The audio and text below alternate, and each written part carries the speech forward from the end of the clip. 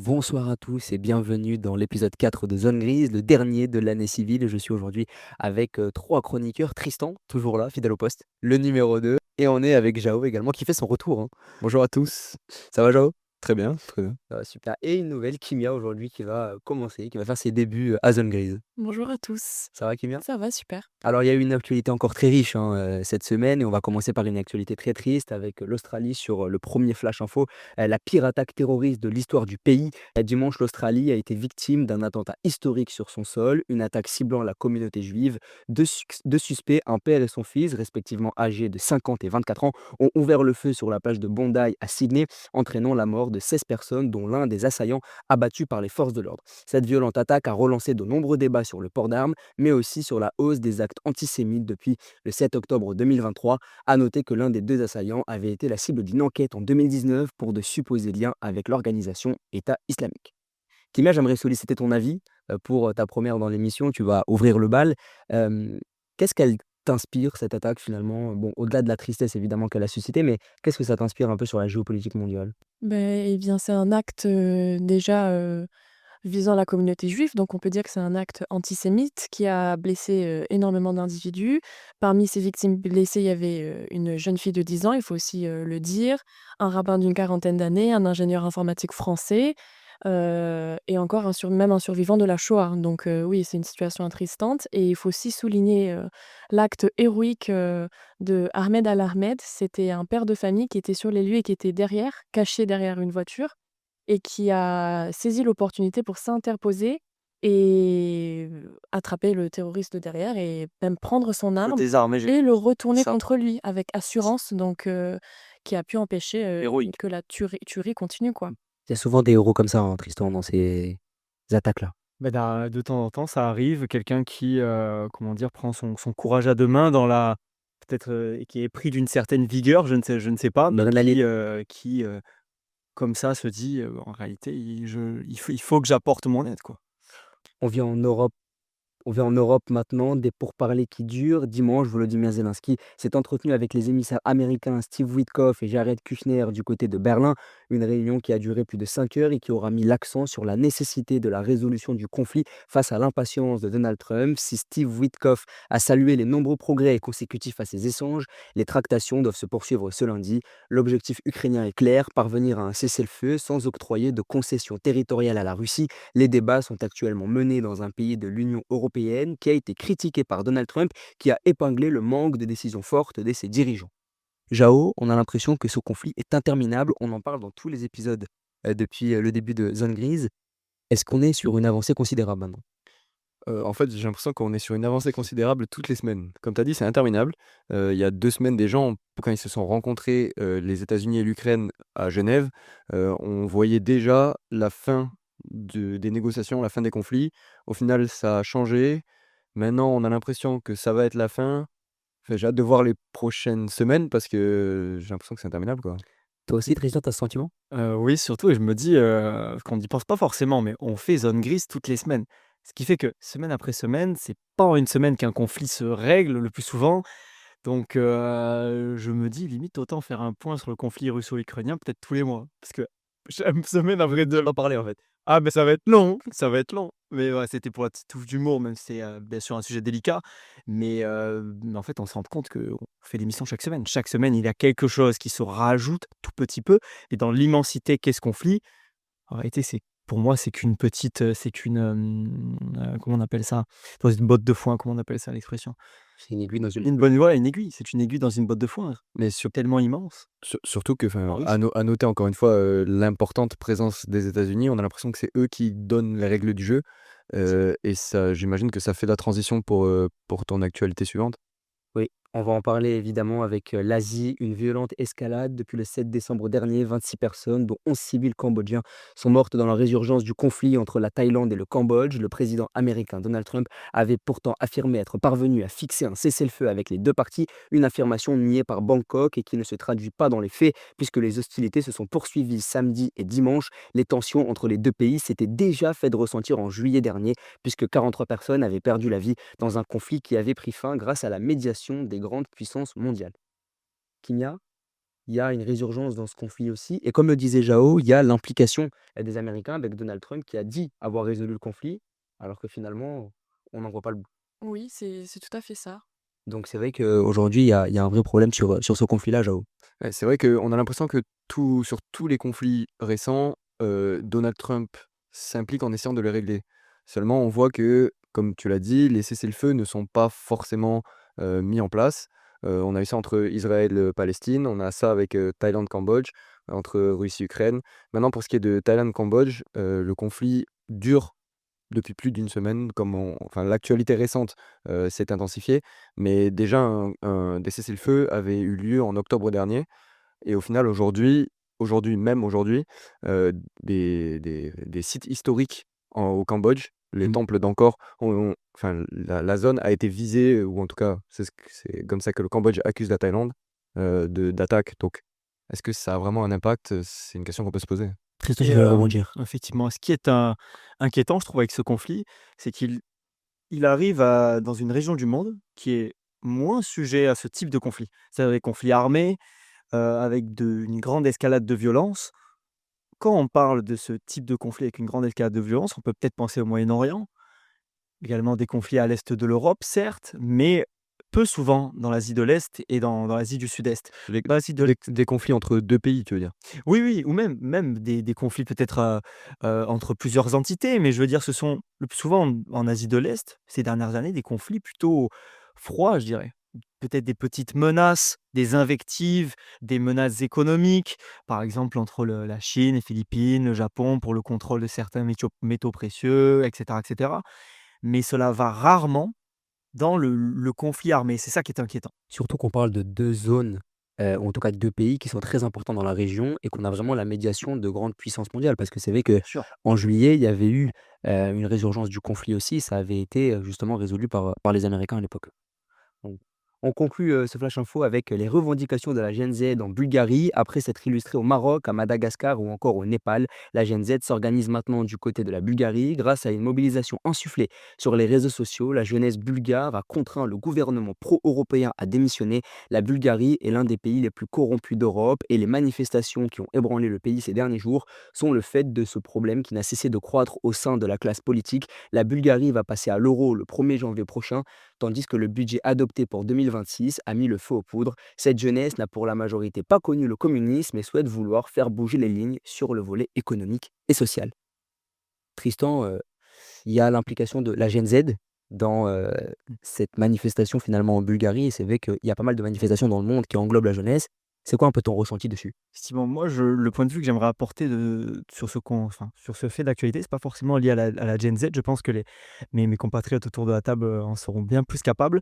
Néanmoins, ce qui est intéressant, c'est d'apporter ce coup d'œil au niveau je pense, du taux de criminalité. Je vais m'expliquer pourquoi. Je vais expliquer pourquoi je parle de ça. Parce que la corruption, c'est un crime. Et c'est, par exemple, dans les statistiques, c'est compris dans les taux de criminalité. La chose qui est intéressante, c'est qu'en effet, ouais, la Bulgarie est un des pays, les plus, criminogènes d'Europe en ce qui concerne le taux de criminalité. Il y a un site que je consulte de temps en temps, par exemple, pour me renseigner sur la géopolitique d'un pays ou pour même préparer un voyage, c'est le site Numbeo qui, comment dire? Est un recueil de statistiques sur le taux de criminalité, le pouvoir d'achat, le niveau de vie, et cetera et on se rend compte en regardant ces statistiques-là que la Bulgarie, notamment par exemple dans la capitale à Sofia, c'est à peu près, la criminalité et selon les estimations, c'est fait par ordre de pourcentage. Il y a un risque de 75-80 de taux de criminalité, alors que si vous regardez les autres statistiques, pour un vol à main armée ou pour le trafic de drogue, que sais-je, ça va être par exemple de l'ordre de 30. C'est très intéressant de voir ça, alors que par exemple dans des pays comme la France, si vous regardez le taux de criminalité, le taux de corruption va être beaucoup plus bas, par exemple 40, que sais-je. Mais si vous regardez par exemple les vols à main armée ou par exemple le trafic de drogue, beh, ça va monter bien plus à peut-être 60. Je vous laisse regarder les chiffres sur Numbeo, c'est très intéressant et ça permet de se faire une idée. Bah, on note, Tristan, c'est très intéressant. C'est vrai que tu as apporté quelque chose de statistique et c'est plutôt pertinent dans ce contexte-là. Kimia, tu voulais peut-être rebondir sur la Oui, Bulgarie? sur la Gen Z aussi, le fait, que ça apporte un peu d'espoir, en fait, que la Gen Z agisse, pour revendiquer des choses, des simples droits, en fait, tout simplement et dénoncer aussi ce qui se passe. Par exemple, au Maroc, le mouvement, de Gen Z a refait surface après 2 mois d'absence, parce qu'il y avait eu beaucoup d'arrestations lors de la révolte, fin septembre et donc là, ils se sont rassemblés la semaine dernière, le 10 décembre dernier, à Rabat et même dans d'autres villes, du Maroc pour exiger la libération des environ 2 400 personnes qui sont, encore poursuivies. Donc avoir des manifestations de la Gen Z, que ce soit au Maroc, en Bulgarie ou même en Iran encore une fois, ça apporte un peu d'espoir, je trouve, je pense.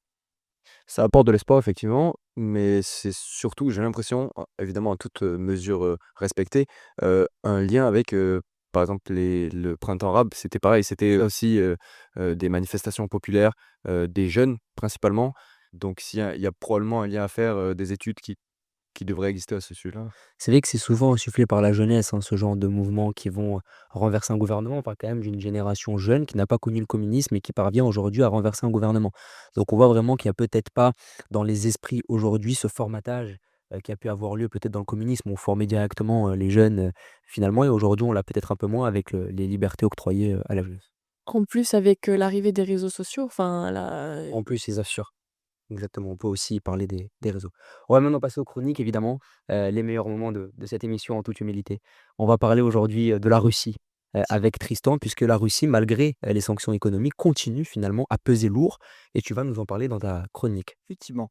Donc l'idée de cette chronique-là m'est venue en regardant un résumé de match de foot.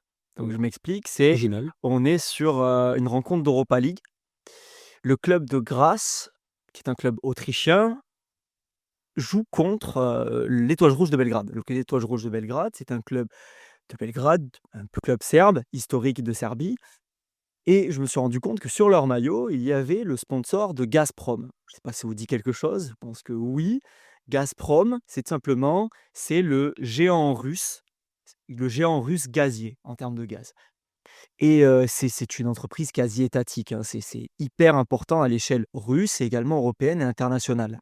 Le souci, c'est que depuis la guerre en Ukraine, il y avait des sanctions qui avaient été, données de l'Union européenne contre la Russie.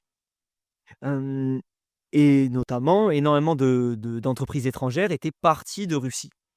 Donc énormément d'entreprises étrangères installées en Russie étaient parties, avaient arrêté de faire du business là-bas et le truc qui est intéressant, c'est que dans le football, un club comme Schalke, par exemple, avait cassé leur contrat avec l'entreprise Gazprom, qui était à l'époque un de leurs plus gros sponsors, un sponsor historique. Pareil pour l'UEFA qui avait cassé ce partenariat-là et c'est assez intéressant, pardon, lorsque l'on voit que, l'Étoile rouge de Belgrade, elle, n'a pas souhaité, en fait, mettre fin à cette collaboration et ça déjà, ça en dit long. C'est-à-dire que en Europe, il y a certains partenariats avec la Russie qui existent encore.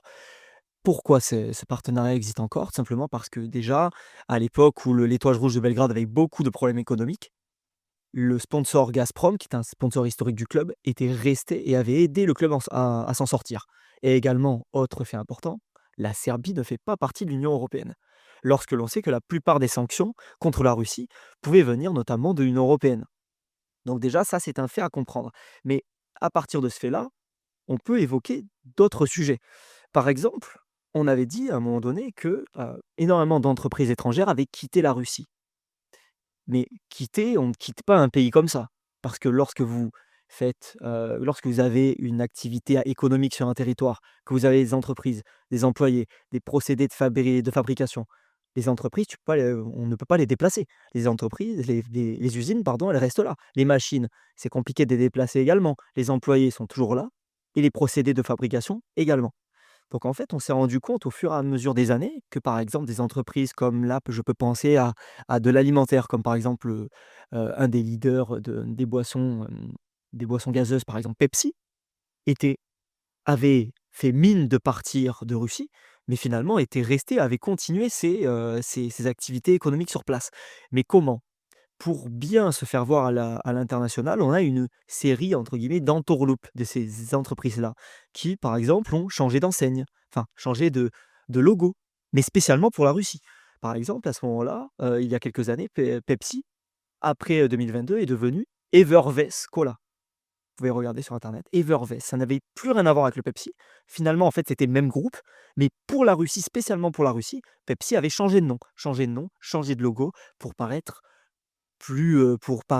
amical de l'Union européenne à l'international. Plus politiquement correct. Exactement, mais quand on se penche finalement sur ces sujets-là, on se rend compte que ce n'est pas tout noir ou tout blanc. Il y a certaines entreprises qui ont fait mine officiellement de quitter la Russie, mais qui officieusement sont toujours là à continuer leur business. On peut par exemple penser également à une entreprise qui s'appelle, ça fera plaisir à Jeff, La une régie. à la régie, c'est une entreprise qui s'appelait Île de Beauté autrefois. Île de Beauté, ce qu'il faut savoir, c'est que à la base, c'est une entreprise russe. Ça, Île de Beauté, ça porte un nom français, mais c'est une entreprise russe. Et Île de Beauté a été rachetée en 2015 par LVMH, donc le OK. grand géant du luxe français. Et on se rend compte que LVMH avait racheté Île de Beauté en Russie, qui est un des leaders de la parfumerie sur place, détaillant de parfumerie. Mais en réalité, Île de Beauté, c'est un Sephora, parce que Sephora est également sous l'emprise d'LVMH. Mais finalement, Sephora, donc Île de Beauté, en plus c'est écrit en cyrillique en Russie, existe toujours. Donc LVMH, comme ils détiennent Île de Beauté, LVMH font toujours de l'argent en Russie. Donc c'est très intéressant de se rendre compte de ça, qu'il y a certaines entreprises qui ont fait mine en réalité de peut-être partir, mais en fait, finalement, en réalité, elles sont toujours présentes. Un exemple très parlant également, c'est la marque The North Face, qui fait des doudounes, les fameuses doudounes. Pour The North Face, c'était impensable en réalité de quitter la Russie dans un pays où il fait si froid. Vous vous, comment dire? Vous vous asseyez sur des millions et des millions de Mmh. de chiffre d'affaires. C'est de l'utilité, en fait. Exactement. Et la marque, par exemple, s'était renommée en Hiker, Hiker. Mais à l'intérieur du magasin, vous aviez des marques The North Face, des vêtements The North Face. Juste la bannière a changé, juste le logo a changé, mais les vêtements sont tels quels. Donc ça, c'est pour donner plusieurs exemples qui montrent que finalement la Russie, enfin la Russie et certaines entreprises mondiales sont toujours liées de près ou de loin avec ce marché. Parce que les employés, ils ont besoin de travail, ils ont besoin de travailler, ils ont besoin d'argent. Les usines sont toujours là, les procédés de fabrication, les machines, pareil. Donc ça montre tout simplement que, ce n'est jamais si facile, ce n'est jamais tout noir ou tout blanc. Il y a très souvent des nuances et on n'est pas toujours au courant de tout. Voilà, voilà. Merci Tristan, en tout cas, c'était vraiment très intéressant.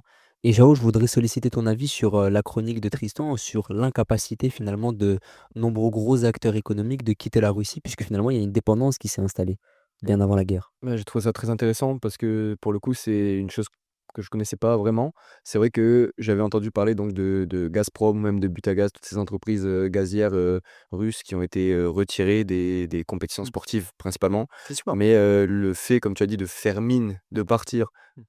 mais en restant, en changeant d'identité, mais l'essence reste la même, c'est quelque chose que je ne connaissais pas du tout et je trouvais ça vraiment, vraiment intéressant. Bien sûr, et le tout seul truc que je peux ajouter, c'est que après il faut bien se mettre dans un contexte où il y a tout de même des entreprises qui sont parties de Russie, hein.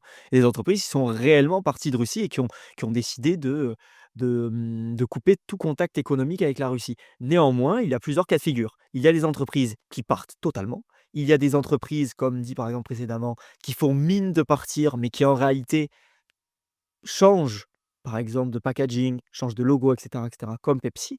Et vous avez également des entreprises qui quittent officiellement le territoire, mais qui sont toujours présentes sur le sol russe.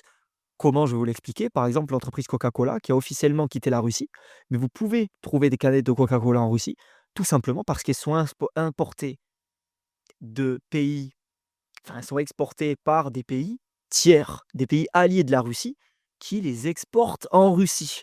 Par exemple, c'est le cas avec certains Coca qui sont présents en Russie, qui viennent en réalité pas de Russie, mais qui viennent du Kazakhstan, de l'Ouzbékistan, et cetera. Donc vous avez plusieurs cas de figure et c'est ça qui est intéressant. Mais tu parlais d'entourloupe, je pense qu'on est clairement Ah là-dedans. mais on est super par hasard. Le fait de passer par des pays intermédiaires qui sont les alliés justement de la Russie, et il y a une volonté aussi de se montrer politiquement correct aux yeux des autorités internationales. Effectivement. Donc voilà, c'était très intéressant Tristan en tout cas, merci beaucoup. Surtout que c'était vraiment en actualité aussi Ouais. avec ce qui se passe en ce moment, puisque Mmh. le conflit russo-ukrainien bat son plein depuis 3 ans, Effectivement. ça rentre dans ce thème-là. On va maintenant passer à la rubrique en terre inconnue. Alors c'est peut-être un peu moins médiatisé, mais on va parler des îles Tuvalu qui risquent de disparaître, Jao.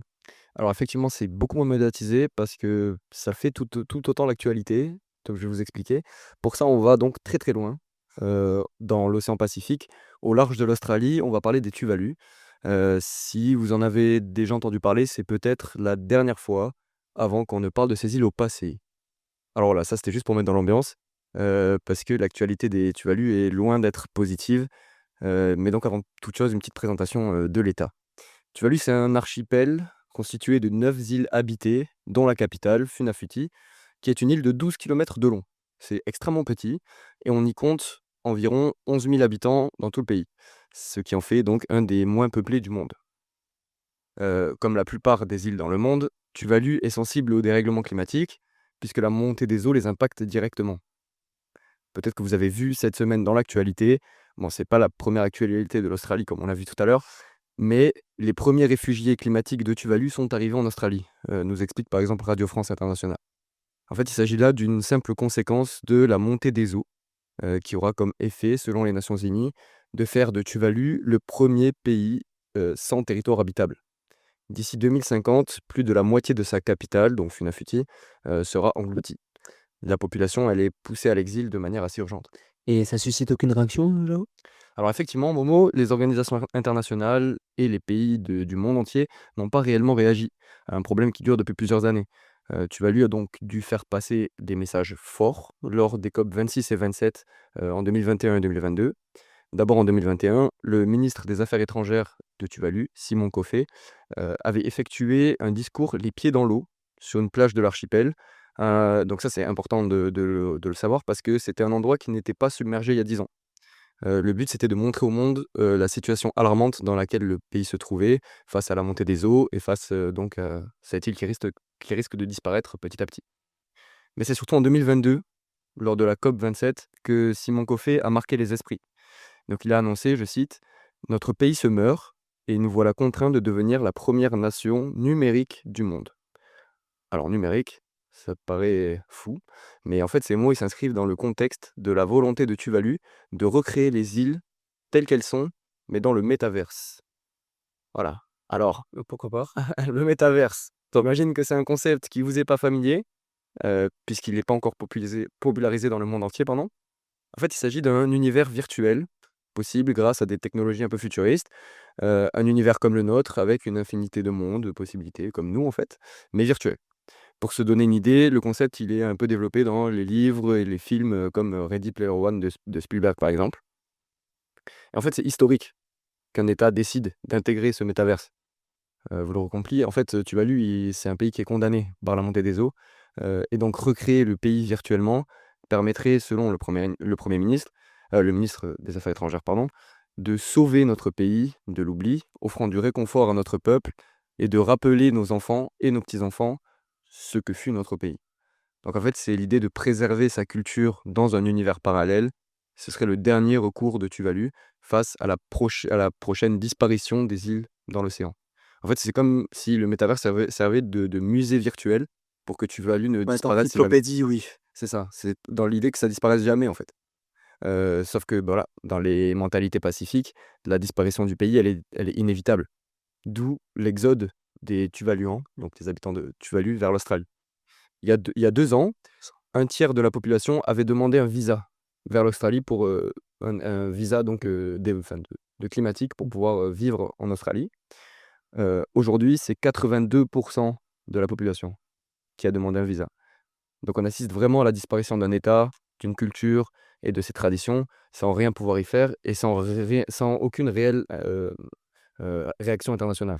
Et désolé de te couper, j'avais une petite question, Jao. Est-ce que par hasard, tu as pu voir des articles ou quoi qui suggéraient dans quel pays, autre que l'Australie, la population de Tuvalu pouvait par exemple demander un visa? Est-ce que tu as pu voir certaines statistiques ou pas du tout? Alors Je serais curieux de savoir, peut-être vers la Nouvelle-Zélande ou d'autres pays. mais en fait, pour le coup, ça a été fait par accord OK. C'est peut-être la seule réaction internationale qu'il y a eu, c'est que l'Australie et Tuvalu ont signé des accords en commun OK.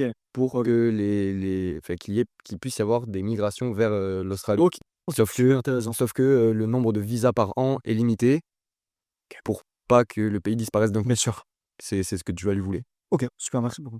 Mais en tout cas, ce qui est sûr, c'est que Tuvalu, c'est pas un cas qui est isolé. Plusieurs pays, plusieurs autres îles sont concernés par la montée des eaux, partout dans le monde, que ce soit dans le Pacifique ou n'importe où. Donc reste à savoir si elles aussi vont sombrer ou si la communauté internationale va réagir. Merci beaucoup, Jao. Kimia, le métaverse, Oui. est-ce qu'aujourd'hui on n'assiste pas justement, est-ce qu'on va pas avoir dans le futur de plus en plus de pays qui vont vouloir s'initier à ça face au changement climatique et avec justement l'émergence du numérique? Mais vraiment, ça m'a surpris cette histoire de métaverse et non, c'est une bonne idée au final, hein. Franchement, si, surtout que c'est important de garder son patrimoine culturel, de voilà, de pouvoir présenter aux générations futures si l'île ou même, d'autres, pays, bon là, c'est extrêmement disparaissent à cause de changements climatiques, c'est important de pouvoir avoir accès pour les prochaines générations à son patrimoine culturel, enfin voilà. Effectivement, en fait, dans l'idée, c'est une sorte de solution de dernier recours. Parce que pour le coup, les Tuvaluans savent que leur île est condamnée. On est vraiment dans une situation qui est très critique. D'ici 2050, la moitié de l'île est engloutie. Donc, enfin, la moitié de l'archipel est engloutie. Donc, ce sera plus habitable. Toi, tu vois un défaut ou pas? Parce que Kimia a pointé le fait que c'était positif, parce que ça permettait d'entretenir une mémoire collective autour, d'un pays qui est voué à disparaître à cause des bouleversements climatiques. Est-ce que toi, tu vois une nuance ou quelque chose de plutôt négatif? C'est pas forcément un défaut, mais je dirais que l'usage du nom au début métaverse m'a un peu surpris. Je trouve qu'on en fait peut-être un peu trop, alors que pour moi, c'est simplement un synonyme de encyclopédie ou simplement préservation d'un patrimoine. Là, ce sont des archives en réalité. On parle de métaverse, je pense que c'est surtout, en fait, ça fait plus coup marketing qu'autre chose, mais sinon, je comprends bien évidemment l'intérêt pour un pays comme tu as lu d'exprimer, cela par ce terme. Mais Mmh. sinon, c'est simplement par rapport au terme que le terme que En fait, j'évoque. Mais sinon, le c'est terme très prend intéressant, son oui. sens, le terme prend son sens dans l'idée que c'est une réalité virtuelle. OK. C'est-à-dire, c'est comme si tu mettais des lunettes de réalité virtuelle, tu rentrais dans un monde et le monde, en fait, c'était les îles qui sont reconstituées. Bien sûr. Tu vois? C'est ça, cette idée-là de Metaverse. Voilà, c'est exactement de la réalité virtuelle, complètement. En tout cas, c'est assez moderne, je trouve, et c'est vrai que on va peut-être assister, et tu l'as bien dit aussi, on va assister peut-être à de plus en plus de pays qui vont vouloir revendiquer leur, patriotisme finalement, ou en tout cas, leurs archives, leur passé, via, le métaverse et le numérique. Et même en Europe, excuse-moi Momo, Ouais, mais bien on sûr. peut penser, je ne sais pas quelle est actuellement la situation des Pays-Bas, mais les Pays-Bas, je veux dire Amsterdam, il me semble, est carrément sous le niveau de la mer. Bien sûr, c'est sujet à ça aussi. Effectivement, donc c'est tout de même assez impressionnant. On est en droit de se demander, mais dans combien d'années, enfin, est-ce que ces pays pourraient être, amenés à disparaître, même par exemple sur le continent européen? Oui, c'est vrai que c'est assez intéressant, et en plus en Europe, quoi, Amsterdam. C'est pas loin, Effectivement. donc c'est vrai que c'est d'autant plus inquiétant. On va finir, cette émission avec la chronique de Kinya pour ta première re dans cette émission. Le fun fact, tu vas nous parler d'un jeu antique qui a vraiment, marqué, heu, marqué, son époque finalement, et des populations, lointaines. Dis-nous tout, Kinya. Oui, alors aujourd'hui, je vais vous parler du backgammon. D'abord, je vous explique, le principe du jeu et ensuite, vous comprendrez, les significations historiques derrière, ce jeu. Donc le backgammon, c'est un plateau rectangulaire divisé en 2 moitiés et dans chacune de ces moitiés, il y a 12 cases. 2 joueurs vont s'affronter, chacun a devant lui, dans sa moitié du plateau, sa maison et le but est de ramener tous les pions dans sa maison. Car en fait, les pions sont un peu dispersés partout sur le plateau, notamment certains qui sont emprisonnés dans la maison de l'adversaire. Donc il faut parcourir, tout le plateau, de la maison de l'adversaire jusqu'à sa propre maison. Puis quand tout le monde est à la maison, on peut retirer les pions un à un, en dehors du plateau, en fonction des dés. Celui qui retire ses 15 pions en premier gagne. Mais attention, il y a des obstacles. Sur le chemin, si deux pions adverses, par exemple, sont les uns sur les autres, ça bloque le passage, comme un mur ou une barrière. Et si un pion est isolé, s'il est tout seul, il peut se faire facilement capturer par l'ennemi, ce qui l'envoie en prison, en dehors du plateau donc. Et pour sortir de prison, c'est le hasard qui décide, donc les dés, et c'est retour à la case départ, on recommence tout depuis la maison de l'adversaire. Quand on entend parler du backgammon, donc on pense à ce jeu de hasard stratégique avec des pions ronds, mais c'est bien plus que ça.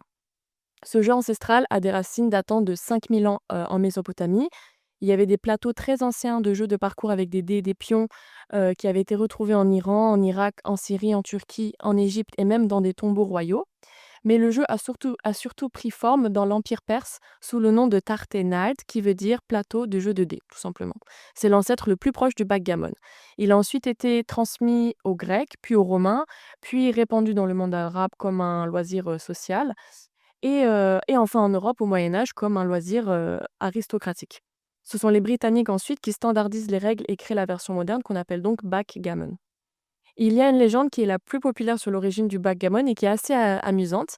Au VIe siècle après Jésus-Christ, les hindous voulaient tester les capacités intellectuelles des Perses et ils leur envoient donc un jeu d'échecs qu'ils avaient créé, étant absolument sûrs que les Perses ne pourront pas déchiffrer, enfin comprendre les règles. Non seulement le sage et philosophe persan Bozok Mehr découvre le secret des échecs, mais en plus il invente un nouveau jeu et le partage aux hindous, et c'est un nouveau jeu qui s'appelle donc le Tartana, donc l'ancêtre du backgammon actuel. Pour les Perses, le backgammon avait un caractère mystique. Les astrologues perses prédisaient le destin des dirigeants à travers ce jeu. Parce que le plateau représentait le ciel et les mouvements des pions représentaient celui des étoiles. Mais ce n'est pas tout. Le jeu représente en fait le temps et le destin. Le destin car c'est un jeu de hasard tout de même, et le temps car le plateau sur lequel on joue représente en réalité un calendrier. Dans la moitié du plateau, comme je l'ai dit tout à l'heure, il y a 12 cases, ce sont les 12 mois de l'année. Au total, ça fait 24 cases, ce sont les 24 heures d'une journée. Il y a 30 pions, ça fait 30 jours dans un mois. Il y a 4 parties dans le plateau, 4 zones, on va dire, ce sont les 4 saisons de l'année. Et ensuite, les couleurs des pions en blanc et en noir, c'est le jour et la nuit. Il y a aussi des messages et des leçons cachées dans ce jeu. Le déplacement des pions pour avancer sans pouvoir reculer, ça symbolise la vie, tout simplement, le fait d'aller de l'avant sans retour en arrière. Et quand on ne peut plus faire jouer les autres pions tant que le pion éliminé ne sort pas de prison, ça symbolise la persévérance, la patience et même la solidarité. Donc ce jeu est un reflet de la philosophie perse. Dans une culture marquée par le zoroastrisme, une religion de l'époque, le jeu reflète l'idée que la vie est un chemin semé d'épreuves où on avance entre le bien et le mal, entre la responsabilité personnelle et les forces extérieures, où il faut accepter son destin, essayer de prendre les bonnes décisions et apprendre à réfléchir avant d'agir aussi, il faut être stratégique. Jouer au backgammon, c'était comme une méditation sur la place de l'homme dans l'univers. Et aujourd'hui, au Moyen-Orient, c'est un jeu toujours historiquement symbolique et toujours extrêmement présent et joué, que ce soit en famille, entre amis ou dans les cafés. Merci Kimia, c'était vraiment super intéressant. Alors pour être tout à fait honnête, je connaissais pas du tout. Peut-être toi, Jao, tu connaissais? Ouais, alors je connaissais le jeu de nom, j'avais jamais appris les règles. C'est vrai que c'est un jeu qu'on retrouve dans les boîtes de jeux avec au même titre que les cavaliers ou les dames ou quelque chose que ce soit, mais c'est vrai que j'avais jamais appris les règles et j'avais jamais pris la peine de les comprendre, les connaître. C'est très intéressant. Il y a une portée quasi mystique, comme l'a dit, Kimia, et on a l'impression, Tristan, que ce simple jeu a façonné des mentalités, en fait. C'est vraiment super intéressant. Je ne sais pas si ici, en France, en tout cas, on a l'exemple d'un jeu comme ça qui façonne, une société, même en termes de mentalité. Qui façonne la société, même en termes de mentalité. Un jeu, mais le Monopoly, bah, non, c'est pas le cas, tu vois? C'est sûr, mais je pense peut-être au, Tu vois? Scrabble, peut-être, je sais pas. Un Oui. amour pour la langue française, ou la langue, le vocabulaire pour certains. Ouais. Mais c'est vrai que c'était très intéressant, encore une fois. Moi, je ne connaissais pas du tout, mais absolument pas, donc ça m'a appris quelque chose, encore une fois, donc je suis très content. Mais franchement, à part le Scrabble, je ne vois pas. Mais En France, il y a une peut-être. portée très spirituelle aussi qui on a l'impression dans tout ce que tu as cité. C'est vrai qu'on a l'impression vraiment que ça accorde de la place à l'homme dans la société, dans les sociétés dont tu as parlé Kimia. C'est dans tes recherches, tu l'as vu ça aussi que c'était vraiment, très important dans le façonnement des mentalités. Oui, Ouais. et en fait, c'était aussi à l'époque où le zoroastrisme était très présent, donc je ne sais pas si vous avez entendu parler de cette religion-là. C'est une religion qui date de 2 millénaires avant, Jésus-Christ et jusqu'à l'arrivée de l'islam, donc dans cette région, et qui est donc toujours, même encore aujourd'hui, présente en Inde et en Iran. Il y a beaucoup de personnes qui sont issues de cette religion-là, et en fait, les principaux piliers de cette religion, c'était, voilà, faire le bien autour de soi, l'égalité homme-femme, vénérer la nature, enfin voilà, donc ce jeu il rentre un peu dans cette, idée-là de voilà, de faire le bien, de réfléchir, de prendre les bonnes décisions et cetera. C'est vrai qu'au-delà du texte religieux, il y a peut-être aussi cette volonté de mettre en place des jeux ou en tout cas d'avoir des choses un peu plus légères à quoi s'accrocher au final. Parce que c'est vrai que des fois le texte religieux, ça peut être fastidieux, d'autant plus pour, les enfants ou les adolescents Effectivement. et je pense que le fait de s'accrocher à un jeu, ça permet de formater, tu me dis si je me trompe, Oui, oui, non, oui, mais oui. ça permet peut-être de formater la jeunesse beaucoup plus facilement. Oui. Tout à fait, je suis d'accord. C'est un peu le C'est le vrai mot que j'en ai. c'est vrai que c'est pas mal de jeux comme ça dont on ne connaît pas l'origine, qui ont une portée beaucoup plus large que ce qu'on peut croire. Je sais que les échecs, ça date d'il y a très longtemps aussi. C'est ça. Là, le cas de backgammon, voilà, c'est des jeux, si on commence à s'intéresser à leur origine, on peut retrouver pas mal de choses. Tristan, tu voulais rebondir ou? Pas forcément, je suis en train Non, c'est correct. Non, mais c'est très intéressant en tout cas. Merci Kimia pour la chronique Plaisir. et merci à tous d'être venus dans cette émission, la dernière de l'année civile. On sera de retour, en janvier. On va prendre des petites vacances quand même. On sera de retour en janvier avec, peut-être d'autres chroniqueurs éventuellement. Mais en tout cas, voilà. normalement pas pour la première de janvier pour toi. Non, moi non, je ne serai pas là. Je céderai ma place à quelqu'un d'autre. Voilà. Je céderai ma place à quelqu'un d'autre pour la première de l'année 2026, mais on se reverra, bientôt évidemment avec plaisir. En tout cas, merci, d'être venu. 4 épisodes désormais, donc je vous remercie évidemment pour votre implication et voilà Voilà. et je vous souhaite évidemment à tous une bonne soirée et rendez-vous en 2026. Merci beaucoup. Rendez-vous en Merci. 2026. Bonne Merci, fête. bonne fête.